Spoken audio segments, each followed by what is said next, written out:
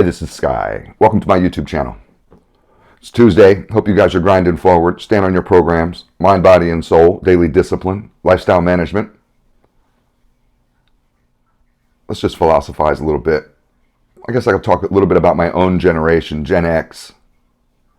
And some of you younger guys might not really relate because this may not be a problem in your generation. Although it might be. You never know.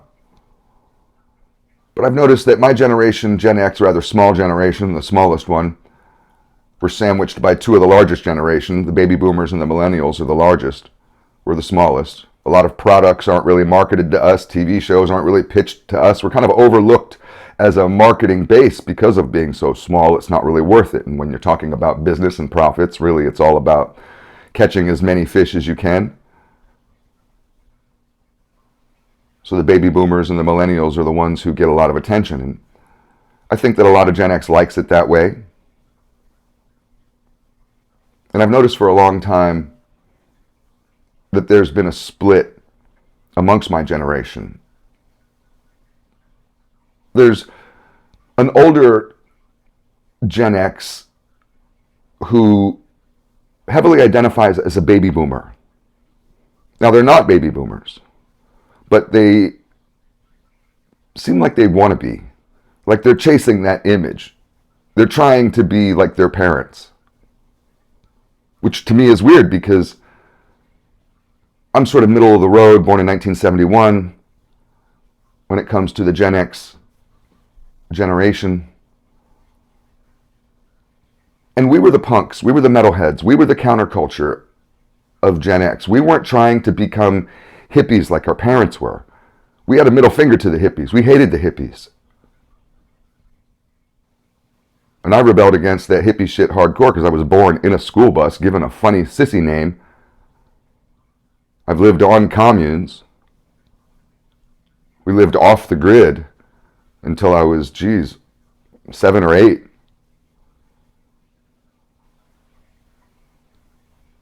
And I recognized that that was just communism, homelessness, drug addiction, mental health issues. It wasn't some romantic pursuit of utopia or freedom. That's what Hollywood told you. And I rebelled against my parents' generation my whole life, in one way or another. At least trying to make sure that I didn't end up like one of them. And on a Friday night, when I was in my early 20s, the last thing I would have wanted to do was go hang out with a bunch of people my parents' age. It's the same now. I'm 54. The last thing I want to do is go hang out with a bunch of 80-year-olds. I'm not trying to go to a party with a bunch of 80-year-olds. It's boring.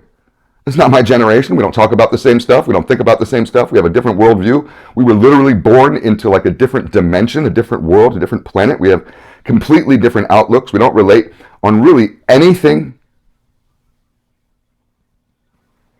So why would I want to go and socialize with them and be like them and waste my time with that?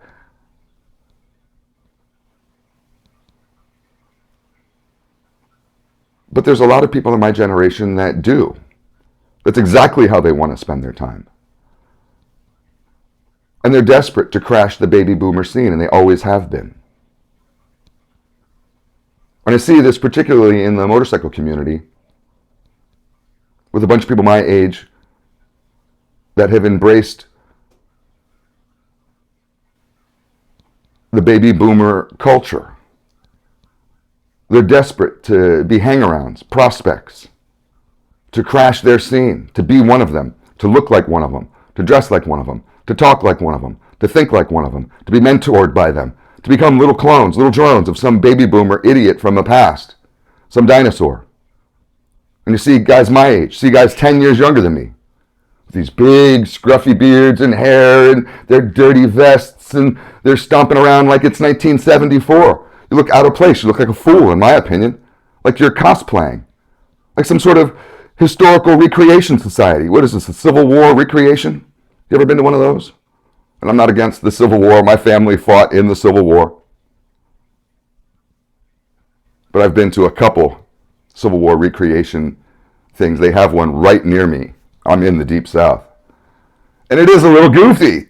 I mean, there's kind of a giggle factor. And I mean, I get the heritage. I'm not trying to dog nobody.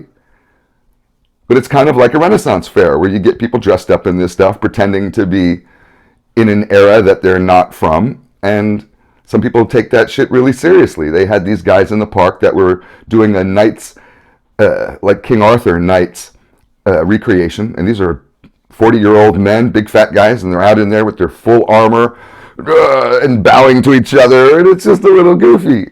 They take themselves really serious. This is what I see half the biker community who's sucking up to the baby boomers, especially the club scene. I mean, it's just goofy. I can't take you guys serious when you're trying to pretend to be your parents. You'd rather go hang out with your parents. You invite me to these parties and it's a bunch of 85-year-old men sitting around telling war stories of the past before I was born.